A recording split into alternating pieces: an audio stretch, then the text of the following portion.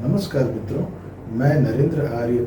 आज हम चर्चा करने वाले हैं ईश्वर के एक नाम सर्व अंतर्यामिन के ऊपर। ईश्वर का यह नाम गुणवाची है। ईश्वर सर्व अंतर्यामी है, यानी कि वह सब कुछ जानता है। वह कैसे सब कुछ जान सकता है? क्योंकि ईश्वर सर्वव्यापी होता है। वह हर एक कण कण में मौजूद है। कण के अंदर जो परमाणु और उससे भी छोटे जितने भी कण हैं, उन सभी में मौजूद है वह ईश्वर। इसीलिए वह सर्व अंतर्यामी है। वह हमारे शरीर में है, इसलिए वह हमारे शरीर के हर एक गतिविधि को जानता है। वह हर एक व्यक्ति के शरीर में है, इसलिए हर एक व्यक्ति के शरीर में होने वाली सभी गतिविधियों को जानता है। ईश्वर हमारे मन में है, इसलिए वह हमारे मन में चलने वाले सभी विचारों को भी जानता है। ईश्वर हमारे आत्मा में है, इसलिए आत्मा में उठने वाले सभी भावों को भी वह ईश्वर जानते हैं। इसलिए ईश्वर को सर्व अंतर्यामिन कहा गया है। न सिर्फ हमारे अपितु हमारे सभी रिश्तेदारों के, सभी जान पहचान वालों के और इस संसार में उपस्थित जितने भी लोग हैं, उन सभी के शरीर में, मन में, आत्मा में वह ईश्वर मौजूद है। इसलिए वह हर एक व्यक्ति को जानने वाला है, इसलिए उसको सर्व अंतर्यामी कहते हैं। न सिर्फ व्यक्तियों के अपितु सभी जीवों के शरीर में भी वह ईश्वर है, इसलिए वह सर्व अंतर्यामी है। वह हर एक जीव के, हर एक प्राणी के एक एक गतिविधियों को देख रहा है, सुन रहा है, जान रहा है, इसलिए उसको सर्व अंतर्यामी कहा गया है। न सिर्फ इस पृथ्वी के अपितु जितने भी पृथिवियाँ हैं, इस समस्त संसार में जितने भी सूर्य हैं, पृथिवियाँ हैं, जहाँ की लोग रहते हैं या नहीं रहते हैं, उन सभी स्थानों पर वह ईश्वर पहले से ही, हमेशा से ही पहुंचा हुआ है। इसलिए वह हर एक चीज को जानता है और हर एक चीज को जानने के कारण उसके मन में कोई भी प्रकार की दुविधा कभी भी नहीं रहती, क्योंकि वह सर्व अंतर्यामी है। अब ईश्वर के इस गुण का हम इस्तेमाल कैसे कर सकते हैं? हमारा जो लक्ष्य है वह है ईश्वर की प्राप्ति। और ईश्वर की प्राप्ति मतलब क्या? ईश्वर के अनुरूप बनना। जैसे कि अगर एक पुत्र है, वह अपने पिता के नज़दीक जाना चाहता है, अपने पिता का प्रिय बनना चाहता है, तो उसको क्या करना होगा?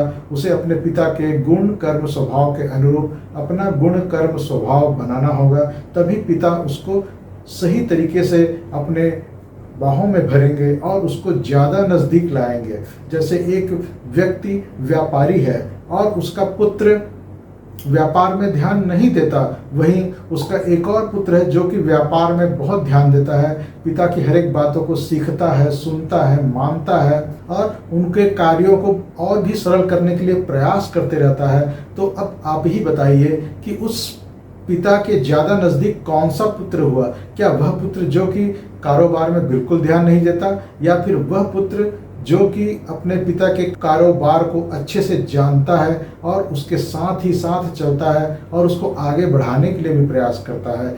सहज ही आप सभी बताएंगे और हम सब ये जानते हैं कि द्वितीय पुत्र जो कि अपने पिता के कारोबार के अनुसार अपने दिनचर्या कर रहा है और पिता के कारोबार में हाथ बटा रहा है, वही अपने पिता के ज़्यादा नज़दीक है। वैसे ही अगर हम चाहते हैं कि ईश्वर के ज़्यादा नज़दीक हो, तो इस एक गुण को हम पकड़ लेते हैं, सर्व अंतर्यामी को। ईश्वर सर्व अंतर्यामी, सब कुछ जानता है, लेकिन जीव एक स्थान पर रहता है, अल्प है, हर चीज़ में अल्प लगा है। तो इस जीव क्या है? अल्प ज्ञानी है। जीव को भी कुछ ज्ञान रहता है, अल्प मात्रा में रहता है। अगर वह चाहता है कि ईश्वर के करीब जाए तो उसको क्या करना होगा? उसे अपने ज्ञान को बढ़ाना होगा, सर्वज्ञानी बनने के लिए प्रयास करना होगा।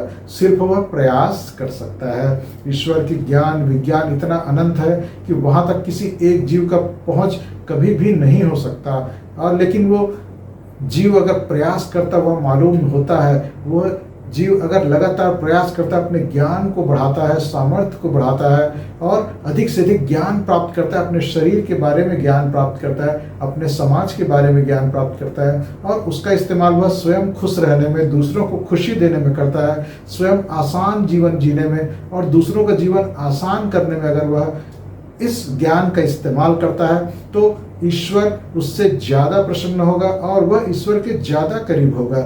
इसलिए इस सर्वज्ञानी ईश्वर को नमन करते हुए हम हमेशा इस बात का प्रयास करें कि हमारा जो परम पिता है, जो सर्वज्ञानी है, उसके पद चिन्हों पर चलें और हमेशा ज्ञान को अधिक से अधिक बटोरते रहने का प्रयास करें। यह सब हम जानते हैं कि कोई भी कार्यक्षेत्र क्यों ना हो, चाहे वो स्कूल हो, गुरुकुल हो, या कोई कार्यालय हो, कोई बिजनेस हो, कोई फैक्ट्री हो, या शासन प्रशासन ही क्यों ना हो, वहाँ पर उसी व्यक्ति की तूती बोलती है जिसको कि उस क्षेत्र का ज़्यादा ज्ञान होता है, ज़्यादा नॉलेज होता है, और उस नॉलेज को वह कार्य रूप में परिणित करने में जो ज़्यादा सक्षम होता है, उसी की तूती बोलती है। यानी वही उस क्षेत्र का ईश्वर बनने लगता है, और जितना ऊपर जाता है वो उतना बड़ा, उस प्रकार से हम उपमा के रूप में कह सकते हैं कि वह उतना ही बड़ा ईश्वर उस क्षेत्र में बन जाता है। तो अगर हम चाहते हैं कि ईश्वर के नजदीक जाएं तो हमको भी अपने ज्ञान को बढ़ाना पड़ेगा। किस क्षेत्र में ज्ञान को बढ़ाएं? जो भी क्षेत्र हमारा है, अगर हम परिवार में हैं तो परिवार संबंधी ज्ञान को बढ़ाएं, अगर हम किसी कार्यालय में कार्य करते हैं तो उसकी सभी गतिविधियों से संबंधित जो भी ज्ञान है उसको बढ़ाएं, अगर हम किसी फैक्ट्री में वर्कर हैं तो अपने कार्य से संबंधित, अपने डिपार्टमेंट से संबंधित जितनी भी गतिविधियां हैं उन सबको हम बारीकी से जानने का प्रयास करें, अच्छे से अच्छी गहराई से जानने का प्रयास करें, और उसको जितना अच्छे से हो सके उसको करने के लिए जो जो करना पड़े, जो जो ज्ञान लेना पड़े, वह सब ज्ञान लें और वैसा ही करें। इस प्रकार से हम उस क्षेत्र में ईश्वरत्व को प्राप्त करने लग जाएंगे। और ईश्वर मतलब क्या होता है? जिसके सामने कि लोग हाथ जोड़ते हैं, जिसके सामने लोग फरियाद लेकर के जाते हैं। वैसे ही अगर हम अपने क्षेत्र में बहुत ज़्यादा ज्ञान प्राप्त कर लेते हैं तो हमारे आसपास के लोग हैं, जैसे कि अगर हम एक फैक्ट्री में एक सुपरवाइजर हैं या इंजीनियर हैं, लेकिन हमको अपने कार्य का इतना अच्छा नॉलेज है कि जो भी आसपास के लोग हैं, हमारे ही विभाग के लोग हैं, उनको जब कोई कार्य के बारे में जानकारी इकट्ठी करनी होती है, कहीं पे वो फंसते हैं तो हमारे ही पास आएंगे, क्योंकि वे जानते हैं कि सबसे अधिक ज्ञान, सबसे अधिक प्रैक्टिकल नॉलेज इसी व्यक्ति को है। तो इस प्रकार से हम उस क्षेत्र में ईश्वर के प्रकार बन जाते हैं, ईश्वर के प्रकार से कार्य करने लग जाते हैं। तो हम अगर चाहते हैं अपने जीवन को ऊंचा उठाना तो ईश्वर के नज़दीक जाएं। ईश्वर के नज़दीक जाना चाहते हैं तो ईश्वरत्व को धारण करें, ईश्वर के गुणों को धारण करें, और सबसे पहला कार्य हम जो कर सकते हैं वह है ज्ञान को बढ़ाएं।